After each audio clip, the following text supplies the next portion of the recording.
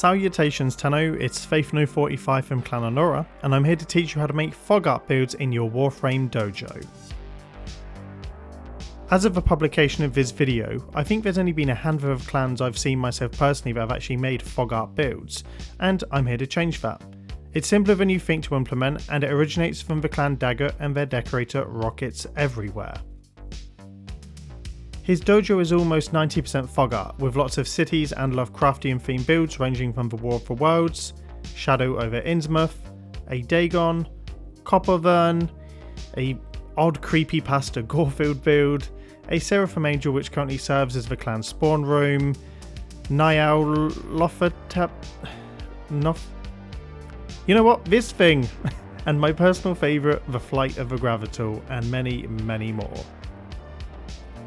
Dagat is a very unique dojo. It was great to go visit in person when we did our dojo tour, and because of the use of a fog art, it has a very unique aesthetic, and hopefully by the end of this video, maybe you can bring a bit of Dagat to your dojo as well. So let's go through it step by step.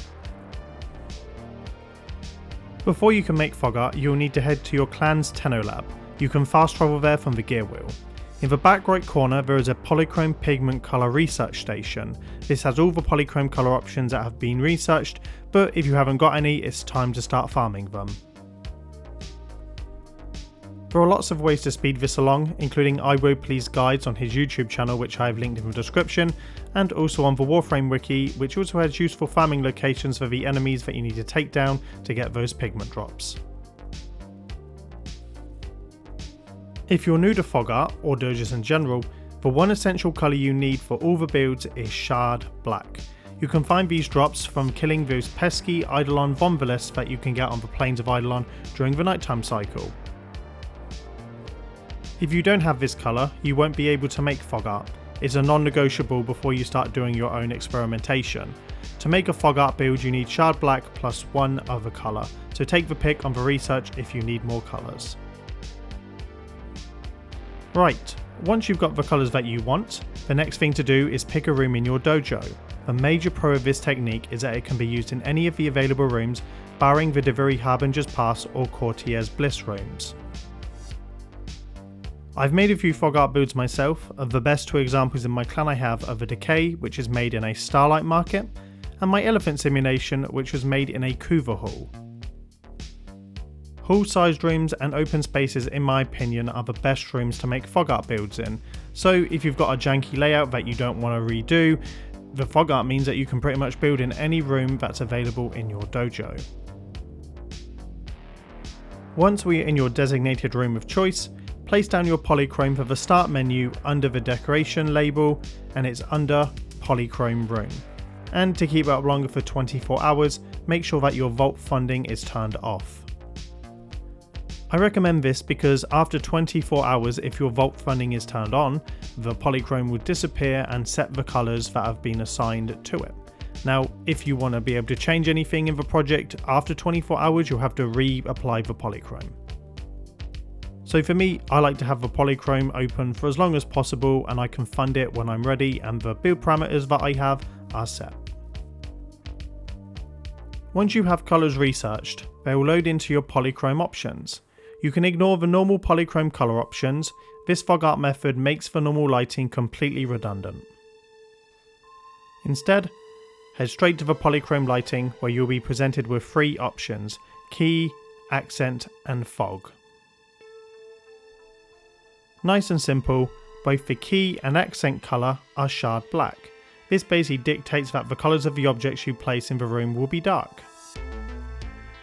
This building method doesn't work with any other colour in them two slots, as the purpose is not to see the original item colour when you place them down. Lastly, and unsurprisingly, there is fog, and this one is up to you and where the magic of the build happens. This choice colours your room, tinting it with whatever shade best suits your project. Once a room has been coloured, you are basically left with a 3D shadow art box to fill with whatever project comes to your mind. Now you've seen it in an empty room, let me show you how it works in an already built room. We'll do it in my clan, because if I did it in Dagat, then Rockets would equip his beret and sail over the English Channel looking to hunt me down, and we can't be having that. I have reset the polychrome colours in my decay build, so you can see how the lighting makes this build, as quite honestly, it's currently atrocious without the fog binding everything together. This is why I didn't want to do it in Dagat, as Rockets would have never forgiven me if I did this to one of his builds. Anyway, if I apply the same technique, you'll see how this garbage heap becomes a respectable build. And speaking of landfills, here is what my elephant simulation looks like without the fog applied. And this one actually does look like a dump, as it is mostly made out of cardboard boxes from the 1999 tab of decorations. To best show off the wonders of fog art, you need to understand its mechanics to get the best out of it. You are effectively creating a perspective based on your current position in the room, as opposed to relying on fixed lighting as you normally would do. This is what makes this such a cool effect. It's based on your position of the player's viewpoint, albeit walking around in your Warframe or in the decorating camera. The closer you are to the object, the darker it is. The further away the object, the lighter it is. It allows you to bring into focus the focal point, and in this case the decay cube, and you build around it to create a three-dimensional depth. If I move to different parts of the room, the lighting changes with my positional perspective. It's basically like a fog of war in a strategy game, and here is a visual example for you to demonstrate what exactly I mean.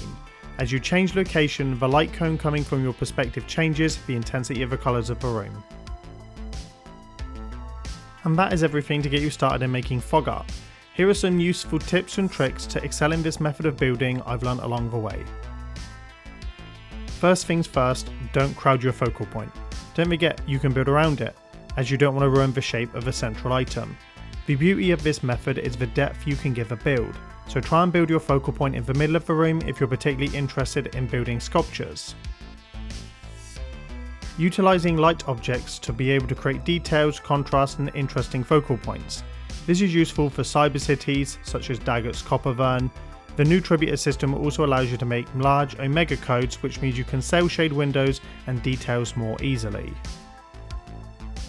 There are tons of light emitting objects in the game, far too many to name, but a few examples are the lamp spotlight, which is yellow, the natural vallus fungus, which I use for the purple lights in my decay build, and a very versatile blue item is the corpus hollow screen.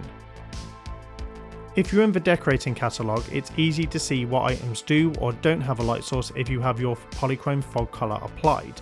This means you can tailor items that best suit the build that you're looking to make. There are even some items that reflect light to create cool textures, such as the Cetus Blubber, which is handy and useful for water, and the Tenno Quarter panel also has a nice deep black effect on some angles and very reflective on the other.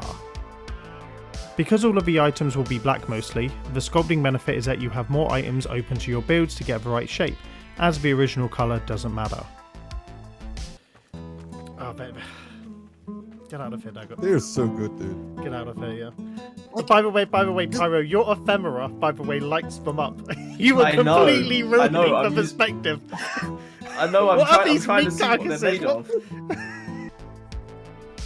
In open space rooms, or rooms with a skybox, cover the entirety of the room. The large Orokin Lua shard cluster is useful for creating that box in open spaces, and convex rock walls for halls rooms. These items are big and won't eat your capacity. It's also important to note that you don't have to build in the entirety of the room. My recommendation is to bring in the box you're building in to a maximum about 70% of the room. This is due to the lighting perspective. If you build too far away in the room, some of those items can be blended in and are noticeable. And if you build on a larger scale like my downtown Corposium, it can quickly eat capacity, so make sure your space isn't too big as you regret not scaling down your build. Don't forget, the best bit of advice is that you're building a perspective from where you are as a player, so don't try and overbuild in these rooms, which it is quite tempting to do. And that covers fog art. You should now be able to do what nobody has ever done before, and that is build fog art just like in Dagat. Hold on, wait, never mind. We're still waiting to hear back on the weekend about that.